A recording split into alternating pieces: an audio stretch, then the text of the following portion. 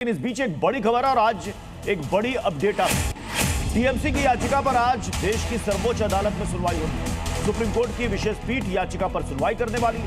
TMC ने Calcutta high court के उस आदेश के खिलाफ याचिका सुप्रीम कोर्ट में दायर की जिसमें मतगणना के दौरान केवल केंद्र सरकार और सार्वजनिक क्षेत्र के उपक्रम के कर्मचारियों को ही काउंटिंग सुपरवाइजर और असिस्टेंट के रूप में तैनात करने के फैसले को चुनौती देने वाली टीएमसी की अपील को खारिज कर दिया था और इसी के खिलाफ सुप्रीम कोर्ट पहुंची टीएमसी और आज सुप्रीम कोर्ट में इस पर सुनवाई होने वाली है। अंकुश श्रीवास्तव सर, बिल्कुल आज का दिन बहुत मतलब हाईकोर्ट से झटके के बाद सुप्रीम कोर्ट और आज 10:30 से 11 बजे के बीच में देखिए उसमें अब ये कह रहे हैं कि साहब वहां पर राज्य कर्मचारियों को जाने नहीं दिया जा रहा है और उनको अनुमति नहीं जा रही।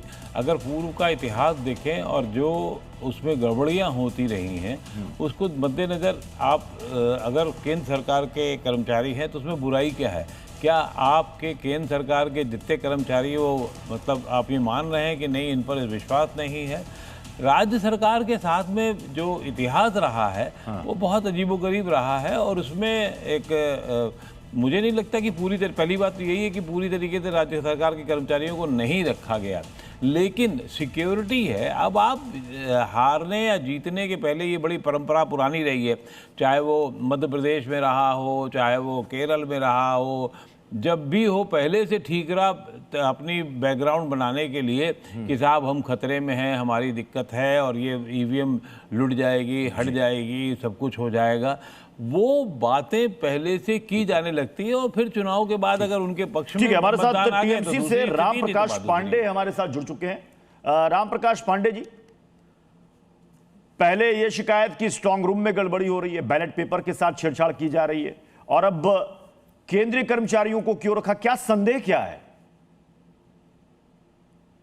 देखिए, जिस तरह से देखा जा रहा है कि तालमेल जिस तरह से मिलाया नहीं जा रहा है, इलेक्शन कमीशन उस तरह से तालमेल मिला के करे राज्य के कर्मचारी से राज्य सरकार से तो संदेह तो उठेगा ही। और देखा गया पूरे इलेक्शन में जिस तरह से बर्ताव किया गया कि ऑब्जर्वर के साथ कि कैंडिडेट को साधे सीधे जाके कैंडिडेट पर भी को धमकाना, तो ये सब बातें तो उठ के आएंगी। भाई निष्पक्षता रहेगा तो वो कैंडिडेट को आप क्यों काजल सर को क्यों धमकी दे रहे थे सिंघम बोल के, और उसके बाद उनके नाम के साथ सिंघम जोड़ देना। जो ऑब्जर्वर है 2021 में भी राम प्रकाश जी 2021 में भी बिल्कुल यही आरोप लगाया गया था कि यहां पर चुनाव आयोग और बीजेपी की मिलीभगत है और टीएमसी को बंगाल से हटाने की साजिश रची गई है। जीता कौन?